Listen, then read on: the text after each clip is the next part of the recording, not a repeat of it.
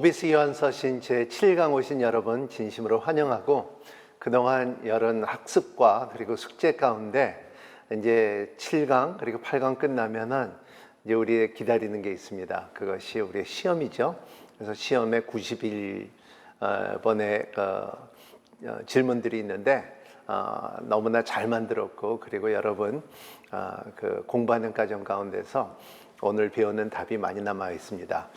하나님께서 난 성도와 그리고 마지막 당부, 사도 요한의 마지막 당부가 오늘 내용입니다. 오늘 암기 구절 요한일서 5장 11절서부터 12절 말씀, 또 증거하는 이것이니 하나님이 우리에게 영생을 주신 것과 이 생명이 그 아들에 있는 것이니라. 아들이 있는 자에게는 생명이 있고 아들이 없는 자에게는 생명이 없느니라. 잘하는 말씀이죠. 네, 잘 외우시고 삶 가운데 잘 적용하시기를 바랍니다. 학습개요. 요한일서 5장서부터 21장 가운데 1절서부터 12절 말씀이 세 주제로 나눠집니다. 첫 번째는 하나님의 사랑과 계명 준수, 두 번째는 믿음과 세상 승리, 세 번째는 믿음과 영생의 증거, 그리고 또 13절서부터 21절 말씀에는 영원한 생명의 소유, 그리고 응답받는 기도, 성도가 아는 것과 마지막 당부, 이렇게 해서 요한일서 5장이 구성되어 있습니다. 학습 전체 및 적용, 요한일서 5장 1절서부터 12절 말씀은 성도들의 정체성과 하나님께서 난 성도의 신앙적 특징과 영적 특징을 제시됩니다. 그래서 1절서부터 3절은 하나님께서 난 사람은 하나님을 사랑하며 하나님의 계명을 지킨다. 두 번째 4절서부터 9절 말씀은 하나님께서 난 사람은 세상을 이긴다. 그리고 10절서부터 12절 말씀은 하나님께서 난 사람은 하나님의 아들을 믿고 영원한 영생을 소유한다. 그래서 하나님의 난 사람은 계명을 지킨다, 세상을 이긴다, 영원한 생명을 소유한다. 이 세 가지 주제가 우리에게 강하게 들어옵니다. 그래서 1절 보면 언급된 하나님에서 난 사람은 누군가, 낫다 하는 말 동그라미 치시고요.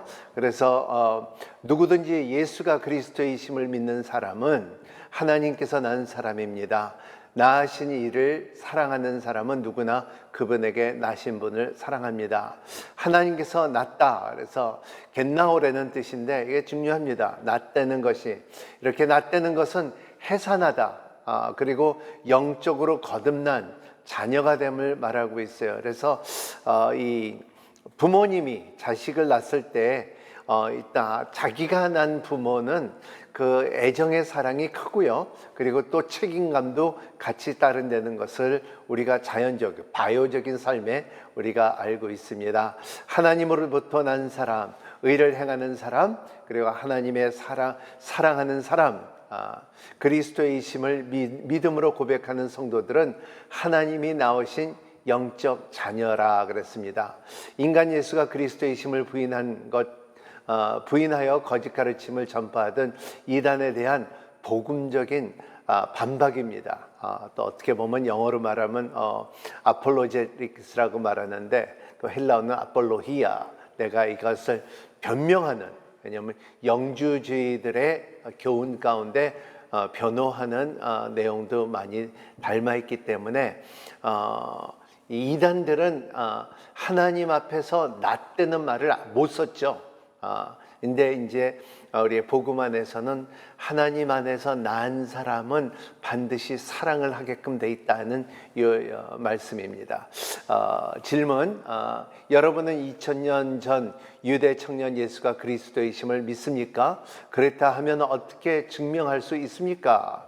두 가지 증거가 있습니다. 첫 번째 증거는 예수의 개인적인 진술입니다. 그래서 성경에 기록된 메시아 예언, 여호와의 영이 내게 임했으니 기름을 부으사, 시편 이사야서 61장 1절 말씀이죠. 그리고 나사렛 회당에서 설교하실 때 이용하면서 예수님의 메시아임을 증거됩니다.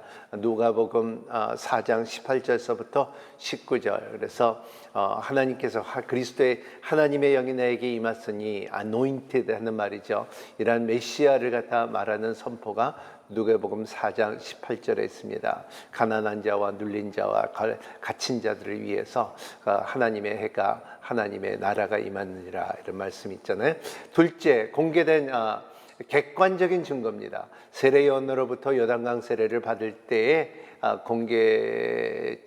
공개적으로 계시됐다는 것입니다. 그래서 마태복음 3장 16절의 말씀 보면은 예수께서 세례를 받으시고 곧 물 위에 올라오실 때 하늘이 열리고 하나님의 성령의 비둘기와 같이 내려 자기 위에 임하시고 이렇게 성령이 임하셨다. 그리고 또 하나님의 음성도 있었죠. 이러한 것이 내적인부터 증거라는 것을 말하고 있어요. 첫째, 둘째. 개인적인 진술과 그리고 객관적인 진술이 있죠. 그리스도라는 의미는 무엇일까? 그리스도라는 것은 누구든지 예수가 그리스도이심을 믿는 사람은 하나님에서 난 사람입니다. 낳으신 이를 사랑하는 사람은 누구나 그분에게 나신 분도 사랑합니다. 헬라어 그리스도, 히브리어는 메시아죠. 신적 호칭을 기름 부어 세우다, anointed라고도 말하고 있습니다. 그때 성경에 보면은 구약에서는 왕과 제사장과 선지자에게 기름을 부어서 그 사람들에게 기름 부으신 자로 인정을 했다는 것입니다. 그래서 많은 증인들 앞에 이 사람들은 특별히 하나님께서 세운 사람이다. 누구냐? 왕, 제사장, 선지자. 기름 부심에 사용된 기름은 하나님의 영, 성령을 상징하고 있다는 것입니다. 그래서 예수 그리스도라는 것은, 그래서 영지주의 가운데서도 예수는 인정하지만은 그리스도의 영은 십자가에 죽었을 때 떠났다는 교훈들이 있기 때문에, 그래서 영은 좋고 그리고 육은 안 좋다. 그래서 육은 악이다. 그렇기 때문에 영분별을 하는 가르침이 있었기 때문에 이것을 예수는 그리스도라는 것을 강조하고 있습니다. 저는 남미에서 오랫동안 살았는데 남미에 가면은 예수라는 이름이 굉장히 많습니다. 제 친구 이름이 예수 말도나도라고 했던 친구였는데, 그러한 예수 이름을 부르지만은 누구든지 그리스도가 될 수가 없다는 것입니다. 그리스도는 구약의 말씀이 이루어졌을 거, 그리고 또 기름 부으심이 있을 것이고, 그리고 그리스도라는 것은 하나님의 인정을 한 것을 말할 때 그리스도고, 그리고 하늘의 권세를 잡은 자가 그리스도고, 죽음과 부활하신 그 능력을 십자가를 통하여 우리에게 그리스도라고 말할 수가 있다는 것입니다. 기름 부어 세웠다라는 하나님께서 성령을 부어 특별한 사명을 주셨다는 의미를 갖고 있습니다. 2절에 보면 하나님의 자녀는 누구를 말하는가? 그리고 우리가 하나님의 자녀를 사랑하는 것을 어떻게 알 수 있습니까? 그랬습니다. 우리가 하나님을 사랑하고 그분의 계명을 지키면 이것으로 하나님의 자녀의 사랑하는 것을 압니다. 계명을 지키며, 하나님의 자녀는 그리스도의 믿음으로 고백하는 성도가 하나님의 영적 자녀이다. 그랬습니다. 예수 그리스도를 믿음으로 하나님 아버지라고 부르는 성도는 영적 공동체의 일원이다. 그랬습니다. 그리고 하나님의 자녀입니다. 그리고 두 번째로는 우리가 하나님의 자녀를 사랑하는 것을 아는 방법, 2절에 있습니다. 그가 하나님을 사랑하고 그분의 계명을 지키고 있는지 보면 알 수 있다. 그래서 그 계명을 지키는 것이 무엇이냐? 물론 말씀대로 사랑이죠. 그 사랑하려는 계명을 지키는 것입니다. 3절, 하나님을 사랑하는 것은 하나님의 계명을 준수하는 것이라는 무슨 의미 있는가? 아까 말한 답이 있죠. 하나님을 사랑한 것은 바로 그분의 계명을 지키는 것이다. 그분의 계명을 부담스러운 것이 아니다. 동그라미 칠 거는 부담스럽지 않다. 하나님을 사랑하는 것은 하나님의 계명을 지키는 것에 동일한 것이다. 그래, 감정적인 표현이나 윤리적인 종교적 덕목이 아닌 삶의 실천을 실질적으로, 그래서 야고보서에 말한 것처럼 배고픈 자에게는 먹을 줄 것이고 추운 자는 옷을 줄 것이고 그리고 여행을 떠나는 자는 그냥 보내지 않을 것이고 사랑한다 사랑한다 하면서 그런 것을 실천하지 않으면은 죽은 믿음이라고 말한 것처럼 이번 하나님의 계명을 순종하여 실천하는 것이 부담이냐 무거운 멍에를 지는 것이 아니다. 그래서 율법은 부담이었지만은 하지만 하나님께서 주시는 이 새로운 계명은 부담스럽지가 않다는 것입니다. 그래서 요한복음 14장 21절 누구든지 내 계명을 가지고 지키는 사람은 나를 사랑하는 사람이다.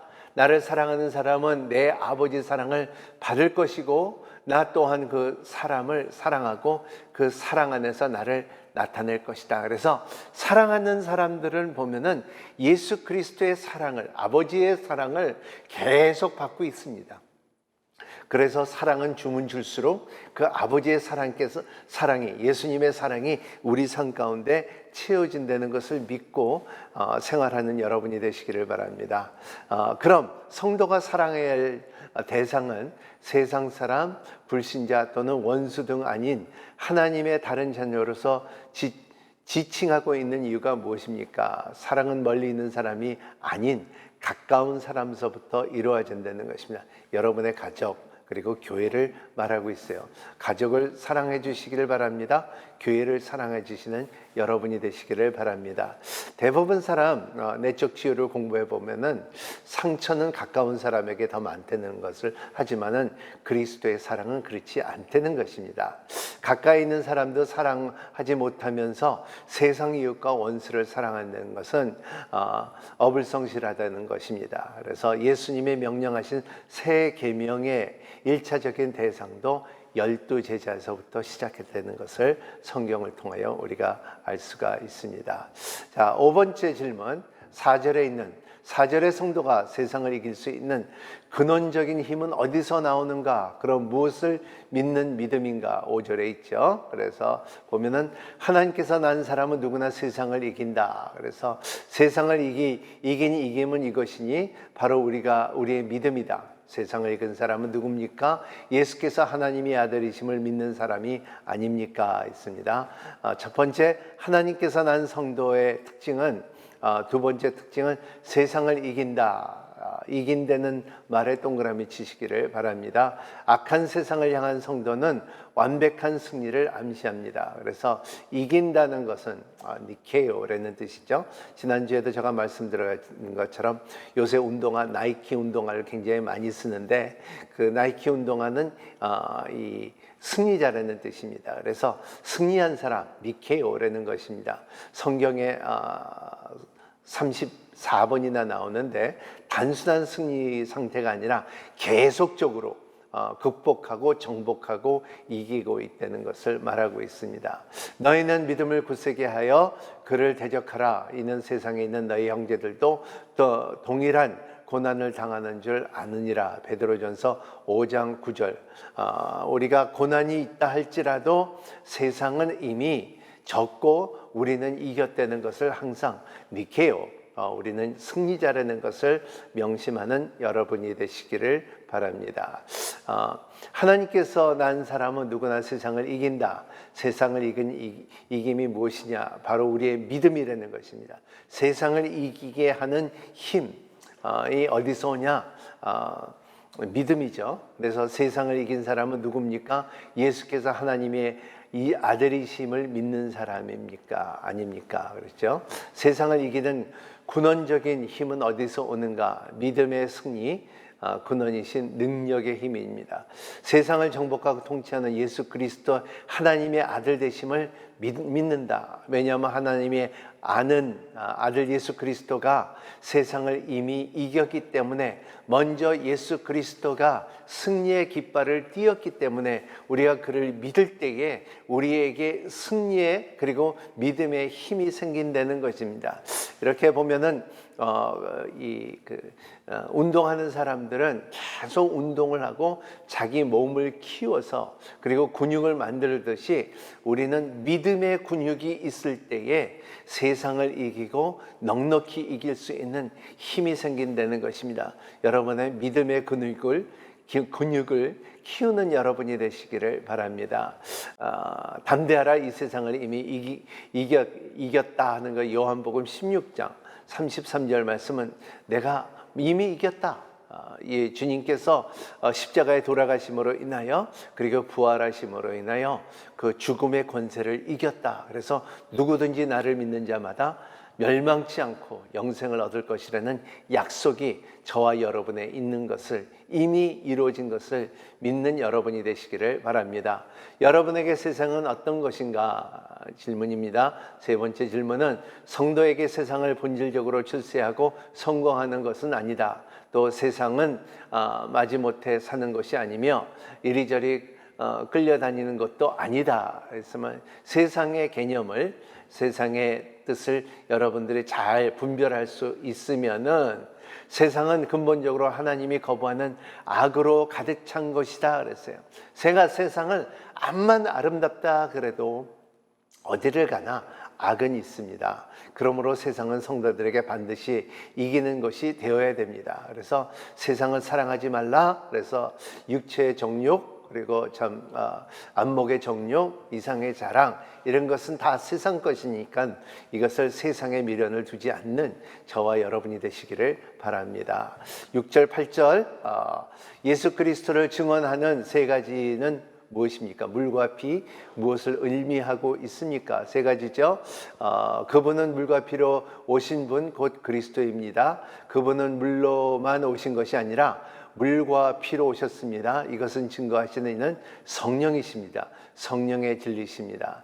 예수 그리스도의 증언하는 세 가지, 성령, 물, 피입니다. 그래서 물과 피는 가시적인 외적인 증거입니다. 그래서 성령은 성도의 믿음 안에서 증거는 내적인 증거, 외적인 증거, 내적인 증거. 그래서 inner testimony, outer testimony라고 말이죠. 물과 피는 무엇을 의미하고 있습니까? 그리스도의 세례 요한 통하여 반드시 물 그리고 십자가에 흘리신 보혈로 인하여 말하고 있습니다. 그래서 물 세례와 그리고 보혈의 피를, 그래서 구속의 은혜가 있는 것처럼 물 세례를 받으심으로 공생에 시작되고 십자가의 피 흘리심으로 하나님의 구속의 역사가 이루어진 것이 예수 그리스도의 사역이라는 것을 말하고 있습니다.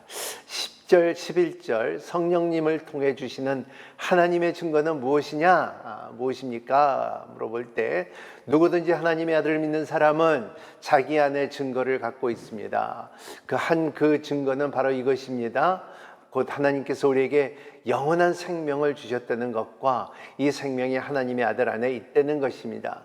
영원한 생명을 주셨고 그리고 이 생명은 그 아들 안에 있다는 것입니다. 그래서 우리는 예수 안에서 그 생명을 꺼내오는 사람은 어떻게 꺼내오냐? 믿음으로 꺼내온다는 것입니다. 첫 번째, 하나님께서 난 성도의 특징은 세 번째 특징은 영원한 생명을 소유했다는 것입니다. 하나님의 아들을 믿는 사람은 자기 안에 증거를 갖고 있다. 그래서 그 증거는 바로 성령님이 주신 내적인 확신이다. 그래서 이 생명을 여러분들이 꺼내왔기 때문에 우리 집에 옷장이 있어요. 옷장 안에서 내가 원하는 옷을 꺼낼 때 이 꺼내옴으로 내가 입을 수가 있고, 그리고 여러분들의 냉장고 안에 자기가 먹고 싶어하는 음식이 있으려면 그 냉장고 문을 열고 꺼내와서 자기가 먹는 것처럼 우리의 삶에 그 예수 그리스도 안에 생명이 있기 때문에 그 생명을 꺼내와서 내가 소유되면은 우리는 우리의 삶 가운데 이 생명의 증거가 된다는 것입니다. 왜냐하면 내 안에 이루어지고 있기 때문에. 그래서 organically 우리의 같이 그 생명의 능력이 우리 가운데 퍼지게 된다는 것을 말하고 있습니다. 이것이 확신입니다. 그래서 두 번째, 성령님을 통해 주시는 하나님의 증거 11절입니다. 내적인 확신으로 인하여 예수 그리스도에 있는 영원한 생명이 소유를 안 되는 것입니다. 예수 그리스도가 죽은 자 가운데서 부활하사 모든 성도들에게 부활의 산 소망을 주셨다는 증인이 된다는 것입니다. 그래서 5장 10절 11절 말씀은 한 증거는 바로 이것입니다. 곧 하나님께서 우리에게 영원한 생명을 주셨다는 것과 이 생명을 하나님의 아들 안에 있다는 것입니다. 반복되는 말이죠. 그래서 이 생명은 누구 안에 있다? 하나님의 아들 예수 그리스도의 안에 있다. 우리는 어떻게 해야 되나? 그 영원한 생명을 꺼내와야 된다를 말하고 있습니다. 11절 12절에 영생을 얻기 위해서는 어떻게 해야 하나 반복되는 질문이죠. 그래서 보면 11절 12절 한 그 증거는 바로 이것입니다. 곧 하나님께서 우리에게 영원한 생명을 주셨다는 것과 이 생명이 하나님의 아들 안에 있다는 것입니다. 아들을 모신 사람은 생명이 있고 하나님의 아들을 모시지 않는 사람은 생명이 없다 그랬습니다. 하나님을 모시는 저는 이렇게 꺼냈다는 말을 하고 모시는 말하고 같은 묘사를 하고 있습니다. 영생을 얻기 위해서는 하나님의 아들을 모셔야 한다. 11절 이는 그 아들 예수 그리스도를 믿음으로 그리스도의 영 성령이 그 안에 거하는 것입니다. 그래서 하나님께서는 능력의 하나님이기 때문에 우리의 생각으로는 불가능해요. 성령님이 우리 안에 어떻게 들어오는가? 그리고 내 믿음으로, 단순한 믿음으로 인하여 그 생명이 이루어지는가? 이것은 하나님의 능력이지 우리의 능력이 아니라는 것을 아는 여러분이 되시기를 바랍니다. 그 아들 예수 그리스도를 구주로 믿고 영접하는 자 따라 영생을 유무가 결정되고, 왜냐하면 하나님의 아들 그리스도가 바로 영생이기 때문에 그렇습니다. 그래서 말씀드린 것처럼 그 믿음의 단순한 믿음으로 인하여 능한 능력으로 하나님께서 영생을 우리 안에 심어주고, 그리고 하나님의 주시는 예수 그리스도의 주시는 뮤테이션, 우리 안에 퍼져질 수 있는 생명입니다. 이 생명이 우리 속에 퍼지면은 진리가 있고 빛이 있고 기쁨이 있고 소망이 있다는 것을 말하고 있습니다. 실감이 나죠? 그럼 여러분의 영생을 소유하는가? 그것을 어떻게 증명할 수 있습니까? 자, 하나님의 아들 예수 그리스도만이 영원한 생명을 근원이시라. 따라서 예수 그리스도 안에 거할 때 비로소 우리는 영생을 소유하게 된다. 영생을 잃은 사람은 예수 그리스도를 항상 안에 들어가 있어요. 이걸 떠나서가 아니라 우리 장소는 옮긴다 할지라도, 이사를 간다 할지라도, 나라를 바뀐다 할지라도, 하지만 예수 그리스도가 우리 안에 있고 우리가 그 안에 있기 때문에, 그래서 요한복음 15장 말씀은 나는 포도나무에 너희는 가지니 나를 떠나서는 너희들이 생존할 수가 없다는 것을 말하고 열매를 맺을 수가 없다는 것을 말하고 있죠.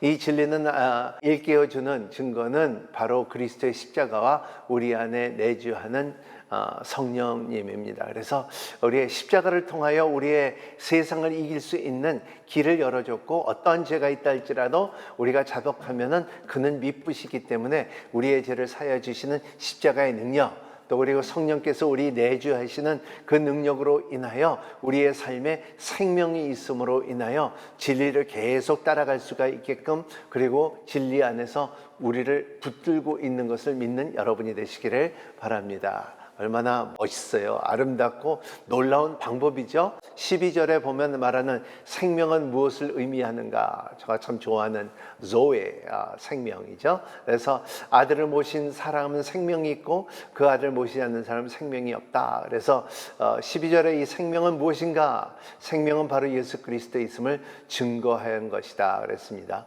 예수께서 이르시되 내 길이요 진리요 생명이니 그랬습니다. 나로 말미암지 않고는 아버지께로 올 자가 없다. 그래서 우리가 참 생각한 한국말에 참 잘 표현된 말이 뭐냐면 생명이냐, 그러냐면 목숨이냐. 세상 목숨은 잃어도 생명은 영원한 존재래요. 목숨은 종말이 있고, 그리고 생명은 종말이 없다는 것을. 그래서 우리가 믿을 때에, 우리가 주 예수 그리스도를 믿을 때에 목숨을 주고 그리고 생명을 선물로 받은 우리입니다. 그렇기 때문에 엑스체인지가 있었어요.